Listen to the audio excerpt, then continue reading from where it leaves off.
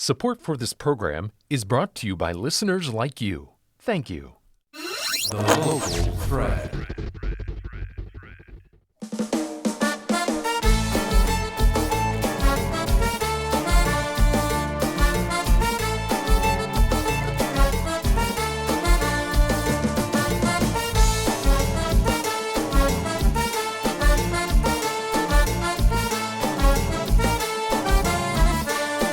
Welcome back, everybody, to La Prensa Habla. I am Dr. Linda Alvarado Arce.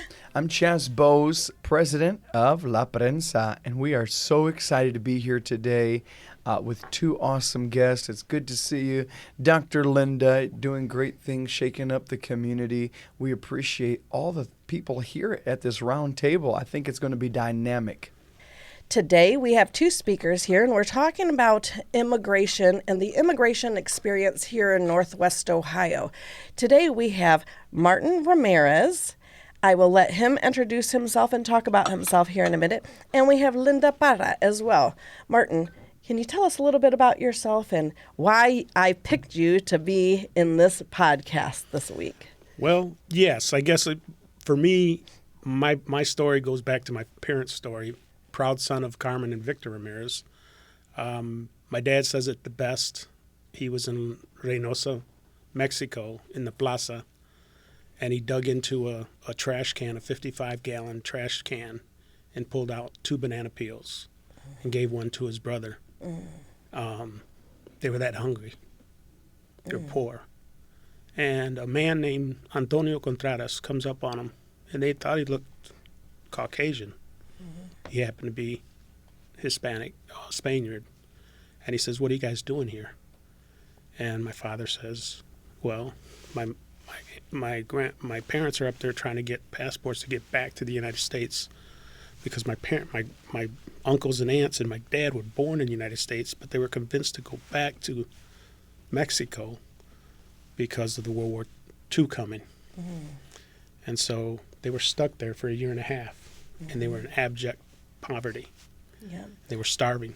Which is amazing because at that time was the time right after the Bracero when the U.S. decided to open up our borders. There have been times when we open up our borders to allow people to come over, and we allowed agricultural workers. We had an agreement. The government had an agreement with Mexico to allow agricultural workers to come over to the U.S. to help the farmers farm because there was so much need for them. Then when you said they were convinced, may have been around, I'm not quite sure the year, but may have been around the time when the Bracero agreement ends and they do Operation Wetback, where then they decide to pick up all of those that came in and they tell them all, we need you to go back home for a little while because now we're closing our doors. And that was during Operation Wetback, which is also a very historical moment in our Latino history. So I'm curious if that may have been around the time. This would have been in the 50s. This is 1940, so Dad's his story carries on that they had an iron. That's all they had to their possession to eat. That's the way my grandma was making money, was la plancha, with the plancha.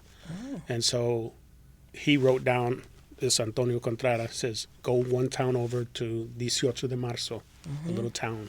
He says, they'll have work for you. He didn't know Dad. He didn't know anything. So when they came back, third time, parents and kids all cried. They huddled, they cried, said, no, they didn't give us a passport. And then Dad pulls his pocket. Because when Dad, he said he put the paper in his pocket, he looked up, and Antonio Contreras was gone. Never seen him again in his life. Wow. It's just like an angel. He's gone. So they sell the iron because it's a Sunbeam, and it's a United States made iron, so it went fast. And so sure enough, when they get to the bus and it takes them to this next place, it was a journey. They get there. It's now 48 hours they hadn't eaten. And they smell the food and the tortillas and everything in this house where this guy, he presents, my oldest uncle presents, he's the one with the education, could talk and read. And he says, Antonio Contreras sent us. He says, you know Antonio Contreras? Then you're a friend of ours. You can work the fields. We got cotton fields here. I said, yes. He says, we got work for you. Oh, by the way, you made it just in time for dinner. And so they got to eat for the first time in 2 days. Wow. And Dad said, we thought we were going to starve that day in that plaza. So that began their journey. They stayed another half a year before they could finally make it back over the border. Because you had to have back then someone to sponsor you. And this is just your dad? My dad's side of the Your family. dad's side of the family, not with your mom yet? My mom, he hadn't met her yet. She was in Bronzeville. She grew up in Bronzeville. They were migrating back and forth. But this is just my dad's side of the family. Okay. But a lot of blood, sweat, and tears. Yeah, they struggled. And Linda, how did you get over here? What's your story? What's your migration story? That is back on 2000 when I came here. I was in my country, Venezuela, my home country, Venezuela, and I met my future husband there in Venezuela through my business. I have a marketing company and radio and TV shows. So that place that he bought there was one of my clients, and that's how I met him.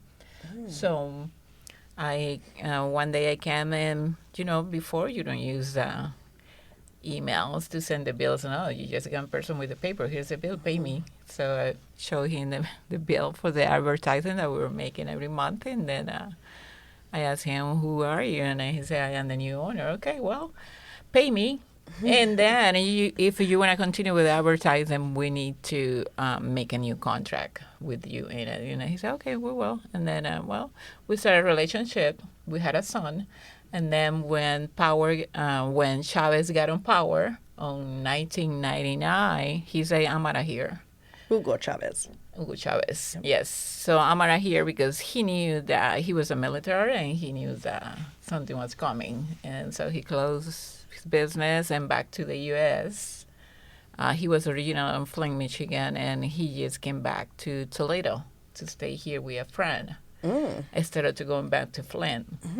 So 6 years later, he asked me, are you going to stay? Because I was going just back and forth with my son. I don't want to stay. I just want to be in Venezuela with my family, my business, and everything. I don't have nothing to do here. I got everything there. So he said, well, if next time you're coming, do you want to stay? And I said, I don't know. Well, you better stay because otherwise this is going to be over. And I said, well, let me go back to my home, to my country, and then I will let you know from there. So I went back to Venezuela and with my son. And then I asked my mom, Mom, what did you do? I mean, he said that. And you're married to him at this time? No, we were not married. We had a okay. relationship. We had a son. And then he just wanted me to stay here in the U.S. And so when I was back in Venezuela, I asked my mom, and because I was very close to my mom. Then I asked for an advice because I don't want to come. And so she said, well, this is the father of your son, and your son needs to be close to his dad, so you should go. That is a Latino cultural value. Yes, right there. So I say, okay. So I close everything, business, radio show, TV show, and I say bye to everybody. And then bought the tickets, and 2 weeks before I get on the plane, Mom said she was doing the dishes, and she said, I just thinking the day that when you're gonna leave. And I said, Mom, now you're gonna tell me that? I said, I close everything by the ticket. If you say that before, I don't buy any tickets, and I used to stay here with you. And then so it comes June 7, the day that I have to leave on 2000, and I give it a hug to my mom in the middle of the night when we were going to the airport, and it was my last hug to my mom, because 3 months later, so that was in June, and she passed away in October.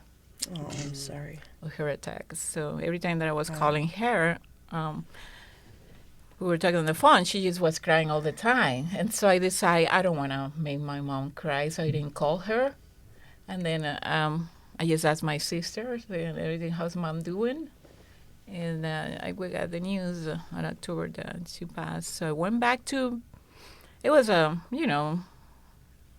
was very, I was crying since 2:30 in the morning that we got the news on the phone until midnight that I got in Venezuela the same day. And how to get there, I was in the middle of the papers, residency paper, because after I got here, when when I got here in June, and we get married in July, a month later, and we were in the process of the resident paperwork resident. And so how does that work exactly for the listeners? How do you go about establishing your paperwork? You had, by the time it was the International Institute, you remember, with Mariela Machen, she was the director. Over in Old West End of Toledo? Yes. Yes. Mariela Machen, she was the director there, and she's the one that started my paperwork for residents. They don't have that anymore, do they? No, they closed, and it's so sad because they were doing really good they would job do back in the day. translation of legal documents. If you had birth Everything. certificates, things like that, they would go with you and help you do your paperwork. Yeah, that was... It was kind of like the ABLE, but with more legal process Yep, and for ABLE is- residents and to do residents and citizenship. Yep, and ABLE is Advocates for Basic Legal Equality, so people can know.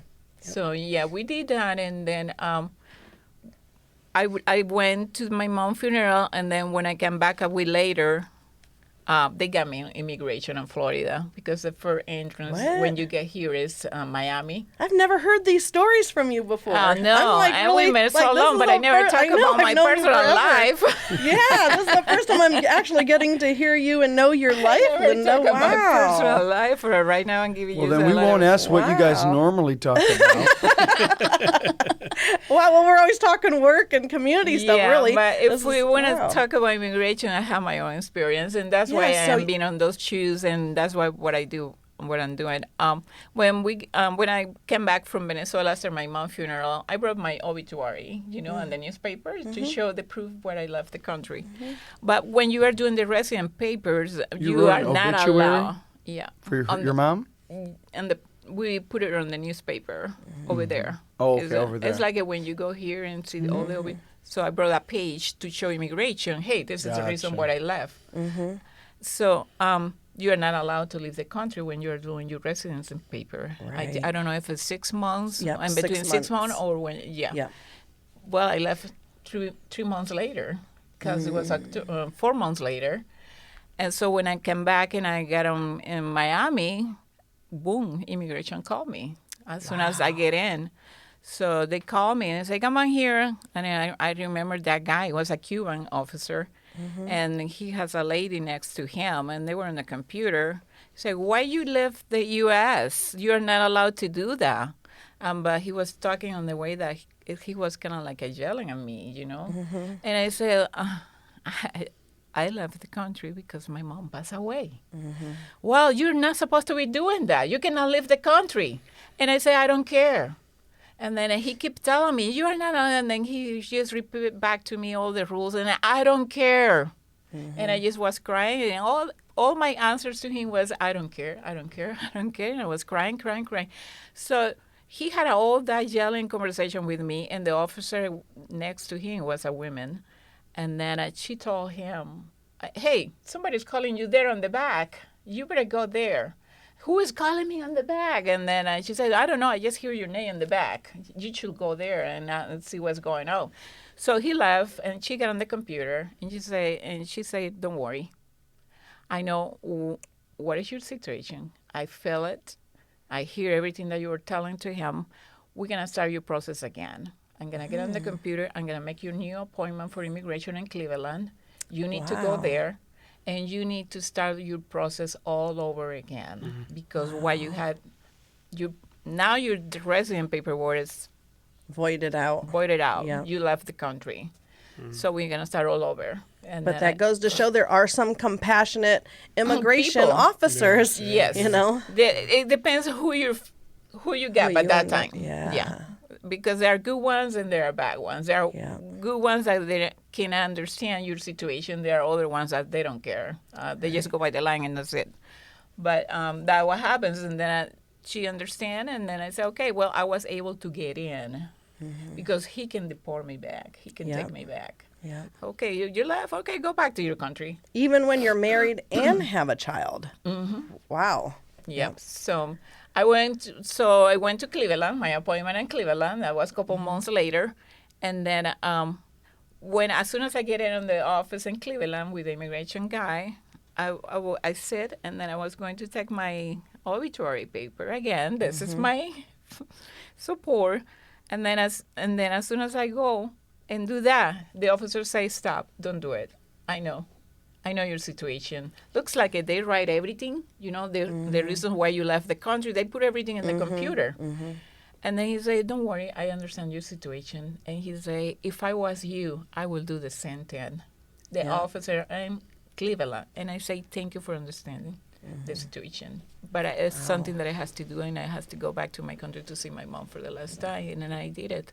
And I don't know what consequences. I don't care. I just did what I need to do, and that was what I did. Wow. Well, the immigration system doesn't sound too bad back in 2000 then, because that sounds like a really good group of people and a lot of compassion, and I like that. Yeah, I it was think so back nice. then. I think back then it was a little bit different, and I only say that because I was also at one time married to an immigrant of Asian descent.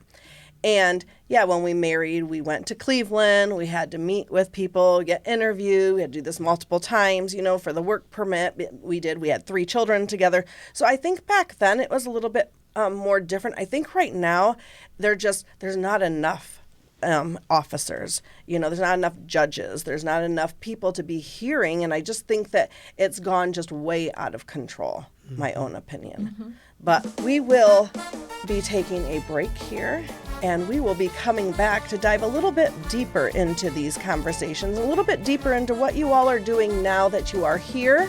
What have you guys done? What has your family done now that's been here? So we're going to dive a little bit deeper into your immigration experiences and what currently you're doing when we get back from our break. Thank you.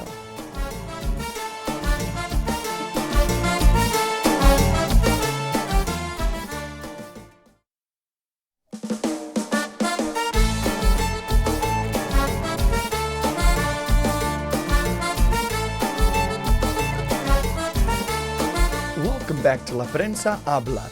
We're so excited to have our 2 guests who are telling us their immigration stories, and it has been just an amazing, eye-opening conversation. We're going to ask you, Brother Martin, tell us, what have you been doing here in the Northwest Ohio area in these last several years? In Spanish, we'd say, ¿a qué te dedicas? Bueno, I'm telling the stories. I guess back to what I was saying earlier. My father and his family came up here in 1948. My dad, at 17 years old, settled into Williston, Ohio. Where's that? Right up here in Northwest Ohio, right by up here left of Toledo. Oh, okay. Right there, little farming community. Heard about big tomatoes, and they paid more money than Texas. So 8 days and 8 nights in a Model A, 21 flat tires. They slept 9 people in this truck. And he gets there. Mom and her family came up through Bronzeville to Curtis, Ohio. So that's like outside of Oregon. And so they were kind of parallel working. So Dad and his family are there. Dad's 9 years older than Mom. So he's up here first. And so they end up meeting. Dad, by happen chance, he ends up leaving the working fields and gets a job at the railroad, Norfolk and Southern on Front Street.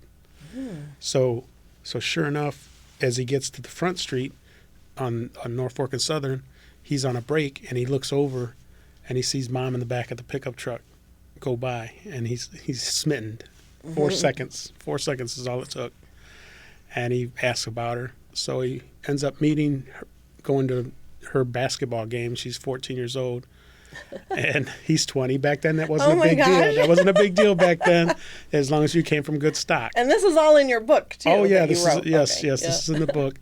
And I'm currently writing Mis Padres, Mi Vida, which is I'm going to chronicleize their whole history. But yes, and he gets invited to a Saturday dance. Little did he know that she invited 4 other guys. So to the dance, but she chaperoned. Her father, which is my grandfather on her side, is 6'1". My dad's 5 foot. I was gonna say. So yeah, my dad's a little chiquito, but that's not his dad. That's her dad. But your mom wasn't real tall either. Her mom's chiquita también. She was 5 foot. I was gonna say, so it was pretty intimidating. Your family doesn't have height. No, I'm gonna say I'm the even the one. siblings don't. I'm the tallest one. Because I know y'all. At 5'8", I'm the tallest one in my siblings. So he goes, lets the 4 guys go in front of him, and on her deathbed, he tells the story that he let the 4 guys go in front of him, and they were all taller, according to him, all better looking, and they all asked her, and he named them. And I said, Dad, how can you remember their names 70 years later? Because this is 70 years later. And he said, Martin, you got to know the competition. So they all got shot down, and so he finally puts his hand out. And I said, why'd you have the courage to go up and do it? And he says, well, I was going to be made fun of. My sisters were going to make fun of me because if I came home and they didn't ask her to dance. He puts his hand out, and she takes his hand and stands up. And I say, in her obituary, they danced the dance that lasted 70 years. Yep. Because on the night she passed, they were holding hands. Yep. So, yeah. Yep. La Prensa That did a story. nice Yes. obituary where I put both of the mom and dad's stories together in La Yes. Prensa. I did this. Beautiful, and I put that piece. That piece was is in there yeah. because that was their story. But somewhere in between there, we went to the fields. We went in 1970. My dad didn't make enough money on the railroad. So in 1970, as a 6-year-old, I ended up in the fields in Northwest Ohio. So I've got a book on the table here with the picture. The book is Whose Fault Is It When You Find Your Purpose? And then the picture is a field in Elmore or Oak Harbor, Elmore. And that's the fields we picked in. Oh, wow. So that's an actual field that, as a 6-year-old, we went in there to help ends meet. And who's we? Because you have a big family, It's Martin. Hilda, Hector, Earl, myself, Jerry, and Millo. That's how many kids your mom had. Five boys and 1 girl. So But she did have a jump start. She started young. How old she- was she when she had her first? Well, she was probably 20. Oh, they waited a while. Yeah. They dated 6 years. Chaperoned. okay. Chaperoned. Oh. They chaperoned. And Dad said her youngest brother ate a lot of candy because they couldn't. He'd send him to the festivals, to the thing, so he could get a peck on the cheek to go get candy. But they were chaperoned for 6 years. And then, So they, and then she just married. started having a then they bunch had- of. But yeah, when we went to the fields My in Northwest goodness. Ohio, we had that experience. So tell us, are you writing now then? Yeah, I'm You've writing become the- a the- historian for just your family or Latino culture in general? Well, I think with the book, what it's going to tell is not just our story, because when we were in them fields, we seen the Hispanic story, the Latino story of the migrant workers that came from Mexico that we fed, Mom fed. They didn't have fresh water; they had that well water. She constantly brought enough clothes, constantly giving them clothes, our clothes, sometimes accidentally our good clothes. We just went out. She would do this accidentally. It never failed every year. We just went out school shopping, and she would take one of the school shirts from one of our brothers, and myself too sometimes, and put it in the wrong bag. And next thing you know, Pito over there's wearing my Brandon shirt. Like, Mom, that's my shirt. You don't need it. You don't She was need that it. way. Luego se va a creer Yeah, mucho. Then he's exactly. going to think Pito he's all needs it more that. than you. But this is Mom. This is who Mom was. And then Dad also was in the room with Valdemar Velasquez. He was one of the original 9 that Founders. founded with Valdemar Velasquez. FLOC, So, FLOC. the Farm Labor Farm Organizing Labor- Committee. Yes. So Valdemar talks of Mom taking Dad's hand, putting it in his, and said, I'm entrusting my husband with you because this could get dangerous. I've got all these kids, and you could put him in a lot of danger, but I'm entrusting you. So then what Mom do, what she does best, she cooks, she feeds, and she leads in the background. So when they had organizing things, she was in the kitchen cooking for all these people. But that was her role. Quick fun question. What is your number one? I'm going to ask this question to Linda as well when she gets done with her piece. But what's your number one meal, that number one go-to meal that Mom cooked that made you and can make you still transport you in time to your childhood? Tamales. He had offered to. Tamales. I didn't know you were bringing this food. He said, I would have brought some tamales. Had I not had this arm in a Who sling, makes them now? I Where'd do. you get? I do. I make them. he's I've got got the tamales. She recipe. does menudo. I do her menudo. Yeah, she left the fideo. Fideo's another one. That's awesome. And the awesome thing about what you're doing is that we all hear our story through other people's stories. And so it's so, as you're talking and telling your story, and I'm listening, I can think of stories that I've personally lived or family members have lived. because we all can view the world as we listen to the chronicles of people's lives. We're all listening with our heart and can tune in and find ways to relate. And so when we do that, we understand each other so much better. And so I thank you for taking those hours and that time to make sure their history isn't forgotten. Right, It's amazing that right. we focus on the differences when we have so much more alike. And this world would be so much better if we'd focus on the similarities instead of the one few things we have different. Because that's what it is. Like you said, everybody would, whether it's beef stroganoff. You know, my neighbor mom used to make beef stroganoff, and I could smell it to this day. But my mom would make, you know, huevos rancheros on a Saturday morning, that in an all-white neighborhood, that would just smell that whole neighborhood up, and everybody's got cereal just looking through the window. That's going. That's not fair. Yeah. But I would love that smell of beef stroganoff, and I'm sure that kid, my neighbor, took a memory back of beef stroganoff. Yep. And that's like today. Today, our third segment will have food. And I brought a little segment of Laredo and our like little ice cream. They're not really ice cream, but they're like an ice cream truck kind of thing that goes through town, because those are my memories. Those are things that I cherish, because we don't have that here in Northwest Ohio. So I think that's so nice that at least you're trying to keep them alive by writing about it. So your next generation, and so your children will be able to have that as well. Exactly. Yep. Before we get to Laredo, we need to go back to, Yes, to Linda. Toledo/Venezuela. Yep. It's like Venezuela. Yeah. What are you doing now, Linda? Do you want to share? Okay, I am the founder and president of Nuestra Gente Community Projects, which is a Latino nonprofit organization here in Lucas County, and also WBCC 96.5 FM, the only 24/7 Spanish radio station in Toledo, in Northwest Ohio. So it's a public radio station too, like this one.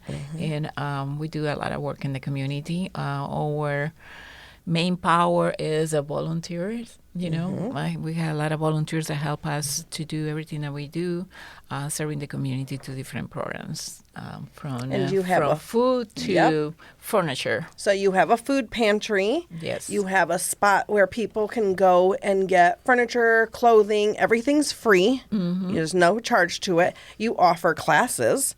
I know you have like a lupus. Lupus, yeah. What other? You have some classes for kids too, don't you? Yes, After we school? have the Semillita programs. Semillitas literacy is in English, where we do an after-school program, and also soccer. So they do from arts to sports during this those 2 hours of programming after the school. And we use the library down there on Broadway Street, or the one on in the east side, the Love south Branch. Yep. Yeah. South So it's a lot that we do for the community, and it's all free. We receive a lot of donations. We are so thankful for donors, from clothes to furniture, and food also for our community. So it is a lot of people that say, I want to buy.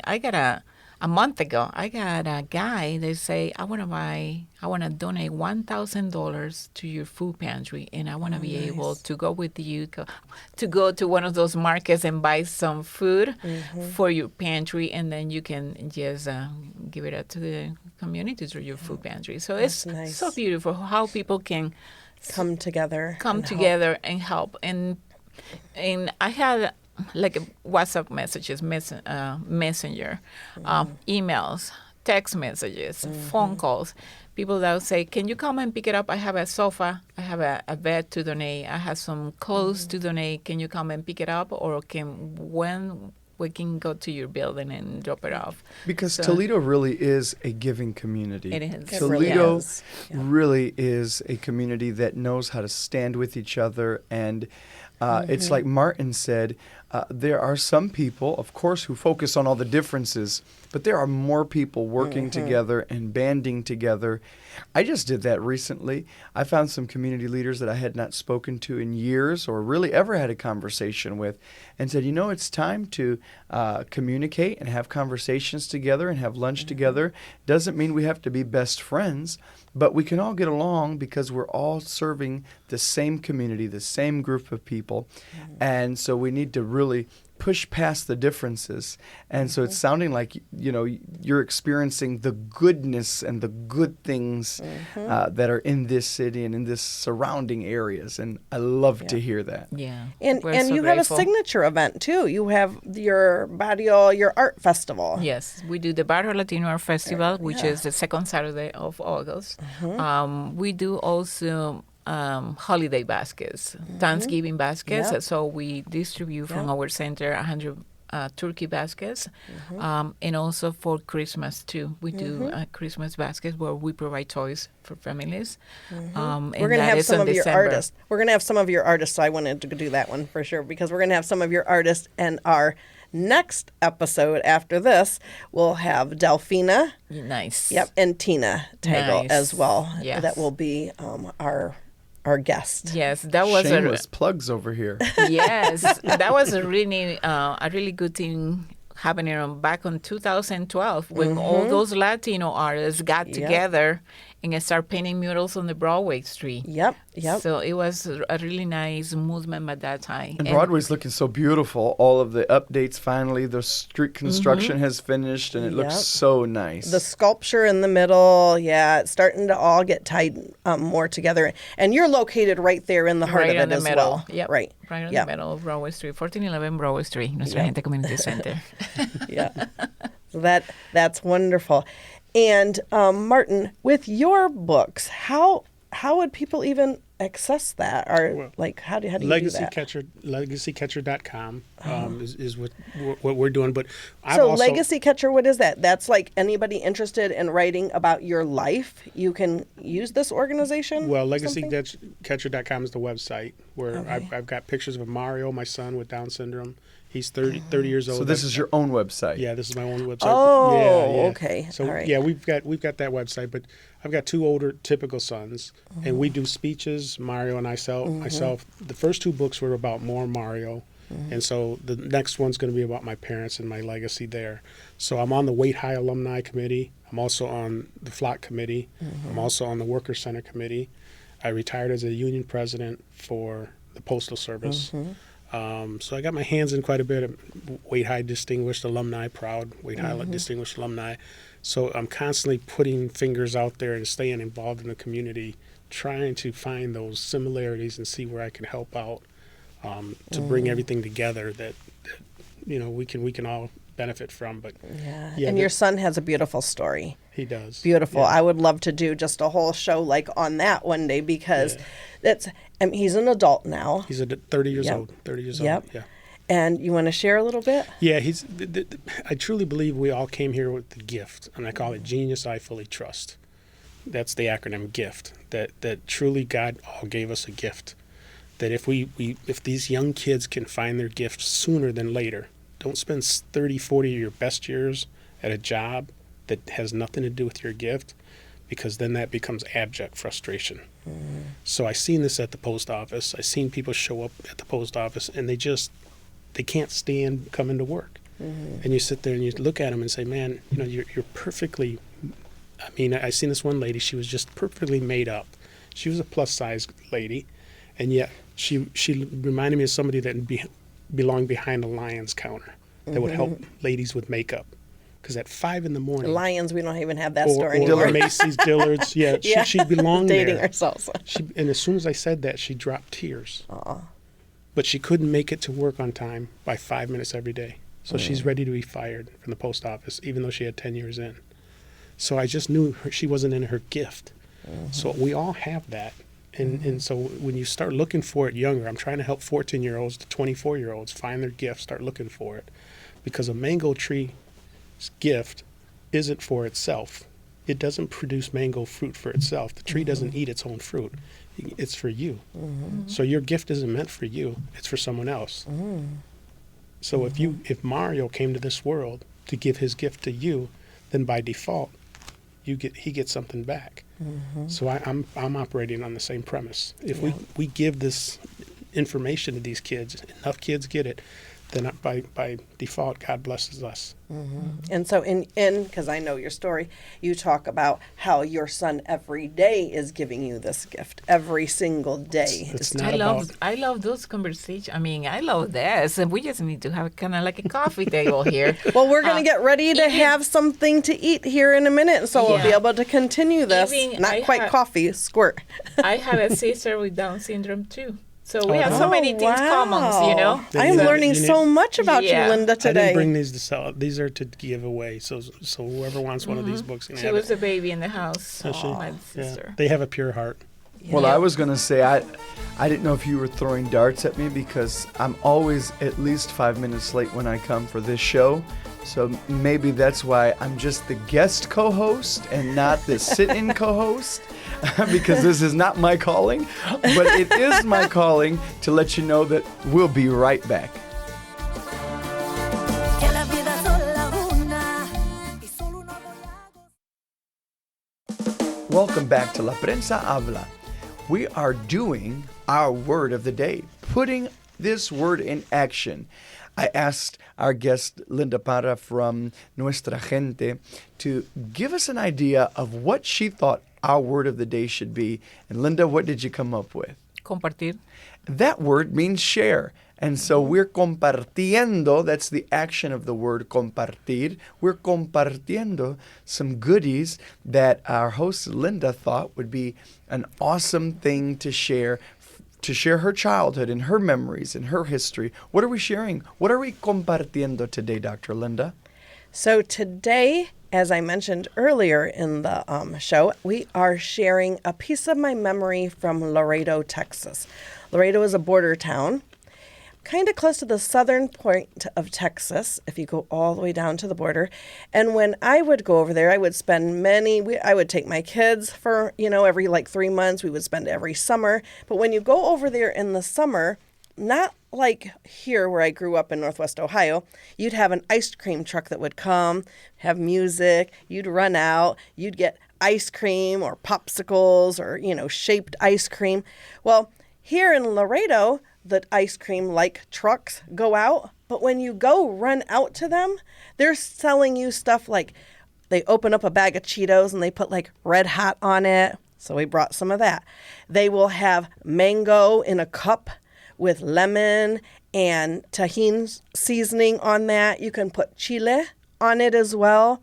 You can get angelitas y diablitos that are like raspas, like snow cones, or even get that in a slushy, as we would call it in Northwest Ohio. But it would be made of, the angelitos would be the shaved ice with lemon juice. And the diablito would be the shaved ice with lemon juice and hot sauce. And that would be like your snow cone or your slushy. You can even get it made out of pickle juice. So Up shaved north, ice. that would give me a stomach ache. Up north, people would not understand how to have that. I really even, as what I brought today, I brought mango, pineapple, and coconut. And it sat in lemon juice for a while, and you can put the Tajín on that as well. And you can also put chamoy, which is another sauce that I have here. And you can put that on there. It's like a sweet, spicy, chili-like sauce. And then you can add more chili if you want as well. And I really also wanted to get it with Jamaica, or jicama. Actually, Jamaica is our fruit juices that you can also get when the truck Hibiscus tea. goes by. Yep. It's hibiscus tea. You could go up and get hibiscus tea, water made of tamarindo, which is tamarind, or horchata, which is the rice water with cinnamon in it. But I really wanted to have, and our fruit salad was also the jicama, but that wasn't in season here. It's not always easy to find here in Northwest Ohio fruits and, spices or ingredients as that we're used to. So when I went to the store, I was like, what can I get? What can I get that's unique?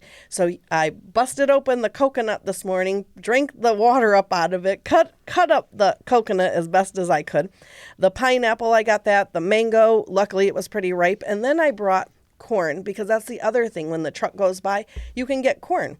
You can get corn that's been steamed Then they roll it, they wipe it down with a Mexican mayonnaise. So the Mexican mayonnaise is made with like a lemon juice as well. It's like our like mayonnaise that we're used to here in the north, but it has like a lemon juice and some spices inside of it as well. So they'll take the corn, they'll slather it with this mayonnaise, they'll roll it in a crumbled up cheese that I also brought, and then you can put chile on that and you can put tahini on that as well. We put chile on everything, we put lemon on everything. So I thought I'd bring a little bit of my childhood today, and then I also brought squirt. Because like I said, I thought to make angelitas and diablitos, but the shaved ice was a little bit, I thought, too much. But squirt over there is very typical. Squirt, we can add it to lots of different things, but squirt is really a grapefruit soda. So in Laredo, this would be if the truck came playing its music, ringing its sounds, you would run out. You wouldn't find somebody giving you a milky dairy product. You would find somebody giving you fruit, lemon, salt, hot sauce. That's what you would find. Which you probably need in that weather. Yes. Do they sell things like this in Venezuela? No. Just regular ice cream. I know. I think Raspas. Venezolanos Snow aren't cones. really big into like spice or hot sauce. I know we've got some Venezuelans that go to our church, and they've introduced us to wasacaca. Ew, what's that? That Don't sounds say like a ew, weird it's name. good. The ending. I know the ending, huh, Martin? It's a cilantro mayonnaise. Oh, it's delicious. I on would have thought it was a everything. chocolate mousse or something. No, I'm a believer. They put it on top of all kinds of delicious food, actually. And then a lot of Venezuelans have a lot of Colombian influence because it borders. So close, yeah. And so we've been eating a lot of Venezuelan and Colombian food lately. I'm talking about they've got hamburgers that have like 6 and 7 layers of meat. I mean, Wow. you can't even open, my mouth doesn't open that wide. Really? But That they're like, that? Wow. yeah, like a foot. We have foot-long hot dogs. They have foot-high hamburgers. Wow, I never knew that. And so it is amazing, but no spice. So if you're a Mexican that likes spice, you got to bring your own jalapenos to their parties. Yep. Oh, You gotta wow. bring your own hot salsa. Wow. Well, this is border town food, so you're going to see it's a little bit of a mix of going over to the other side to Mexico and being able to go to the stands and get your fruit with the lemon and all that, but then you get the Laredo influence and you get that little bit of American in there too, so they'll be eating the Red Hot, the Cheetos, the squirt, the other side too. This is like Laredo is like a mix. You feel like you're in Mexico, but you're in the U.S. I thought about that You this know? morning when I was getting ready because you had mentioned that we were going to do this. And I thought, Laredo is so nice. It's so exciting. Like when you go, it's almost like you're in Mexico. Right. You get such good flavors. But then also sometimes I feel ripped off when I go because it's not Mexico. Right, Because it's then not. when I go into Monterrey or Saltillo, where our family in Saltillo is originally from, part of our family, of course, and we have ancestry there. When you go there, you've got, forget ice cream trucks. I said, Right. she's going to talk about raspa trucks, but forget that. You've got cars or trucks with the man on the back saying, tortillas, tortillas, frijoles, frijoles. And they're selling tamales and all. They're driving through your neighborhood with food that 1 in every 1,000 houses in our area gets once a year. I mean, things that we like have to travel all the way to Chicago or Detroit to think about wanting to buy. They've got people on the back of their trucks selling it. And they call it a domicilio. That means to your home. And not only that, it's pennies on a dollar. I mean, we're talking about stacks of homemade tortillas for just 50 cents, a dollar. And so, I mean, it is like, I love Laredo and I love the culture because that's where we're from. It's Yep. awesome and amazing. But once you then go over the border and go into the towns and into the cities, you're like, I was just getting teased all this time. This was just a little teaser. Yeah. Laredo is unique in itself. It's just so bilingual, just so Spanglish even. Laredo You don't is, have to know English to get a job. No, Laredo is its own little culture. You know, people talk about, especially here in Northwest Ohio, a lot of people are from the Valley, you know, and a lot of people be like, "You from the Valley?" No, we're from Laredo. Don't confuse Laredo with the Valley. Don't ever, Even though it don't has the ever same make that. area code, Yeah. they're both 956. Yeah. Oh, is that right? Yeah. My dad was from Edcouch, the Valley. Yeah, they're still Yeah. 956, but it's a totally different It- place. Yeah, it's totally different. But I think what you guys are talking about too is our memory, our life is a string of memories put together.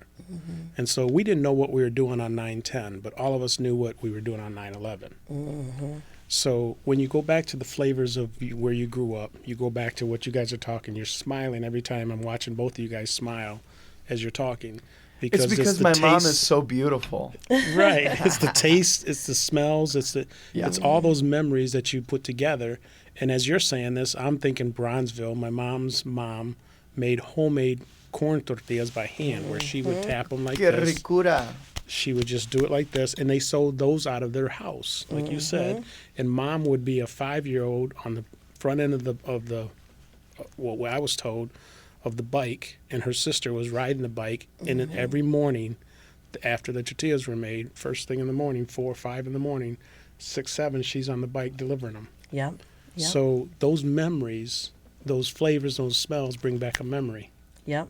And sometimes it makes me wonder, how poor did we really grow up? Well, not me, but people who I hear talk about that.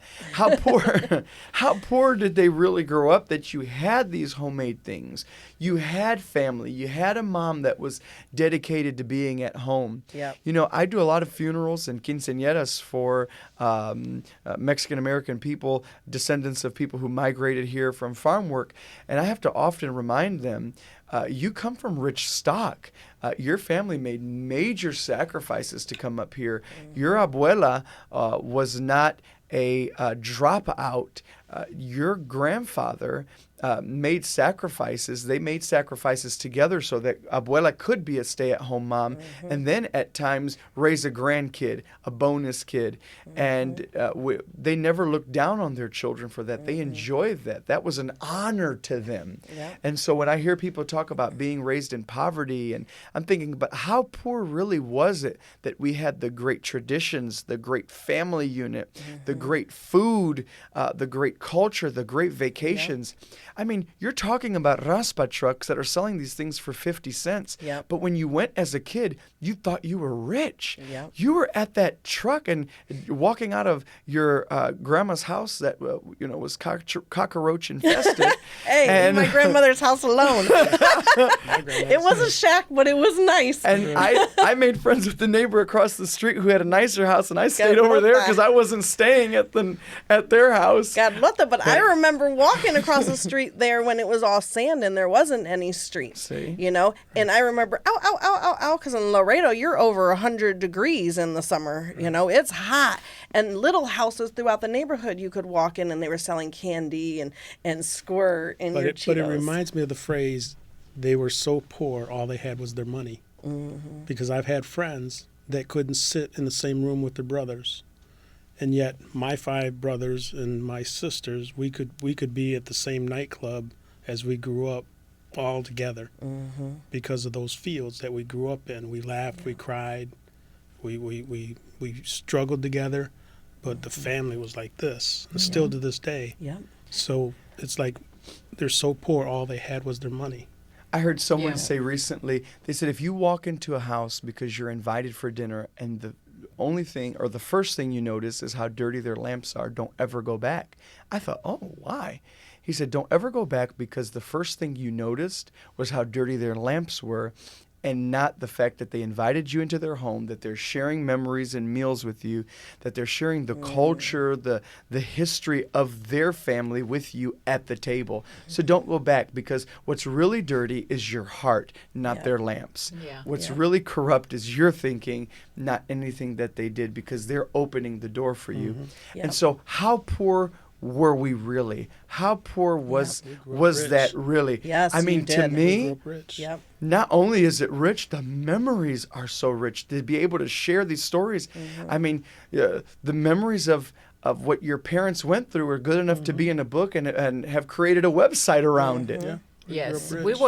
were 14 kids in the house. What? 9 brothers and 5 sisters. And my Holy mom, moly. poor mom. I she thought you. I thought Martin's parents were. I thought his family was big. I thought you vetted this lady. Everything she has said has been a surprise to I you. know. I've known her for Yes, years. I know, but yes, we were 14. We should be 17, but my mom lost 3. She had 3 miscarriages, and I just remember mom in the kitchen all the time, just cooking, and we were as a team.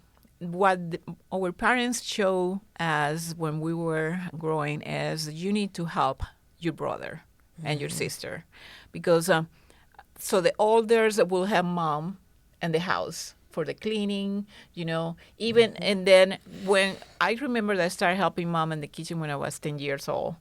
And then she helped me to how to make the arepas. She made 2 packages of arepas. ¿Tú sabes el paquete? You've taught me Ay, how qué to make rico. them. 2 She's taught me. packages. Oh, Yes. you guys have all taught each other, but I haven't seen any in my house. Yeah. I've never tasted them. Oh, yeah. Didn't get the memo. You didn't teach her that good.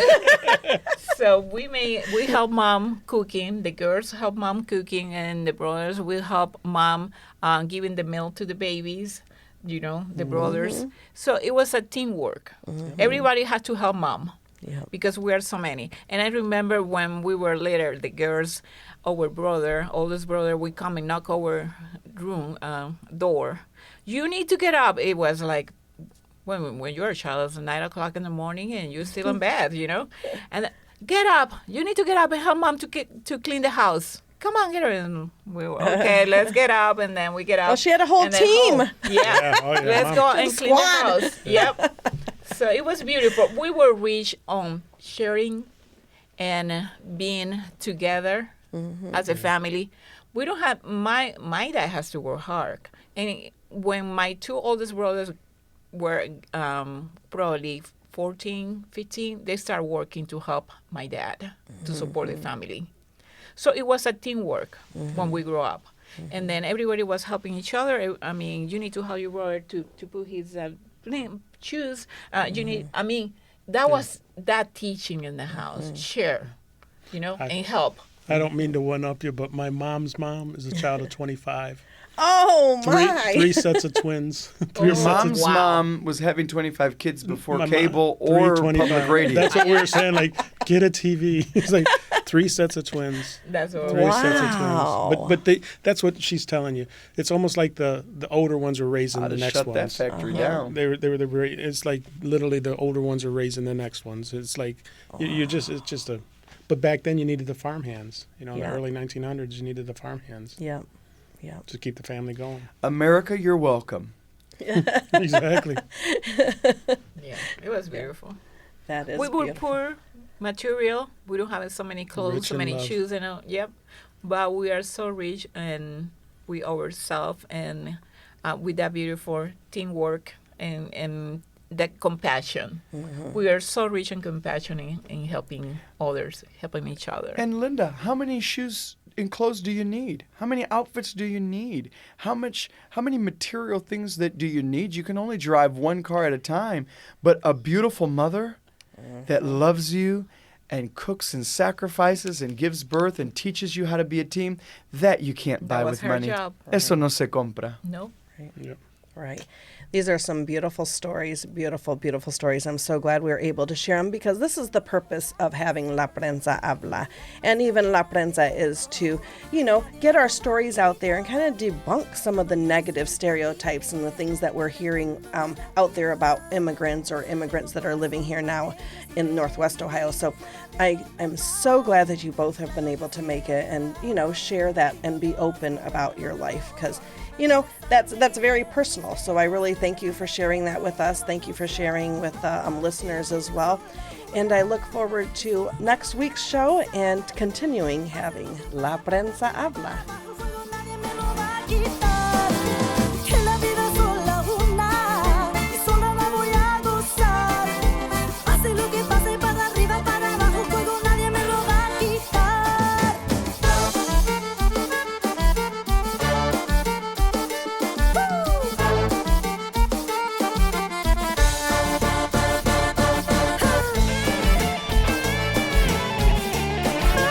Oh, yeah.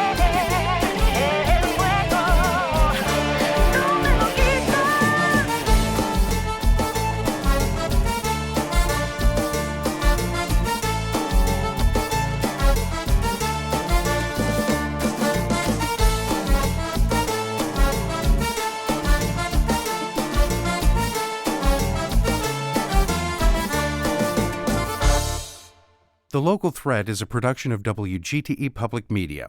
Episodes can be heard weeknights at 7 on FM 91 or anytime at WGTE.org. The views and opinions expressed in The Local Thread are those of the hosts of the program and its guests. They do not necessarily reflect the views or opinions of WGTE Public Media.